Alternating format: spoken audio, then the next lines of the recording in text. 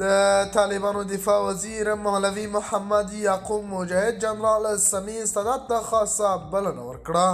د طالبانو دفاع وزیر مولوي محمد یعقوب مجاهد وایي نور په افغانستان کې جګړه نه غواړم. له جنرال سمیع سادات څخه غوښتنه کوم چې پردي کډ نه دې راشي خپل کډ ته. جنرال سمیع سادات وایي نن مې تعبیر په حقیقت بدل شو. له ملا یعقوب څخه یو جهان مننه چې موږ ته هم دومره وخت راکړو. د باور ټي وي چینل درنو لیدونکو سلام، ستړي مشئ، وخت مو بخیر. هیله لرم چې جوړ او روغ به یې په سر کې یادونه کوم.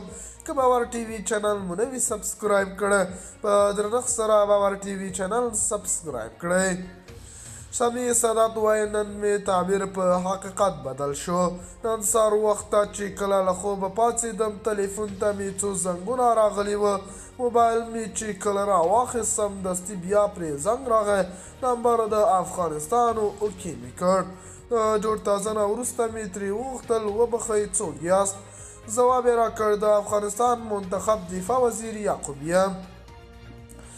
ځواب مې ورکړ وزیر صاحب جوړ په خیر یاست. ویې ویل شکر دی ستاسو صحت د الله جل جلاله څخه غواړو. د جوړ تازه نه وروسته راته ویل ډېر په تمنا مې زنګ در وهلی او ګران افغانستان ته درته د راتګ بلنه درکوم. راشه او په ګډه د افغانستان په ابادۍ کې را سره برخه واخله. پر تاسو د بیت المال پیسې مصرف شوي باید حق ادا کړئ. تاسې ته افغانستان ضرورت لري. راشه خپل هیواد ته اوس هر قسمه ضمانت درکوم. د مخکې په توپیر به څو چنده ستا زیات احترام او قدر به وي. هیله کوم هیواد ته راستون شه تر څو د افغانستان په سمبالښت کې حد نه زیات ضرورت موږ تا ته لرو. افغانستان مو ګډ کور دی او په شریکه به یې راپورته کړو. جنرال سمیع سادات وایي د ټولو خبرو د اورېدو نه پس مې ورته ځواب ورکړ چې ستا نه ډېره مننه کوم. ډېر دې متاثر کړم. نه پوهېږم چې زما احساس او زیارت به همدا اوس څنګه تعبیر کړم. وزیر صاحب خامخا درګرځم. د باور ټي وي چینل درنو لیدونکو دا و زموږ ته دې مهال چمتو کړی خبر.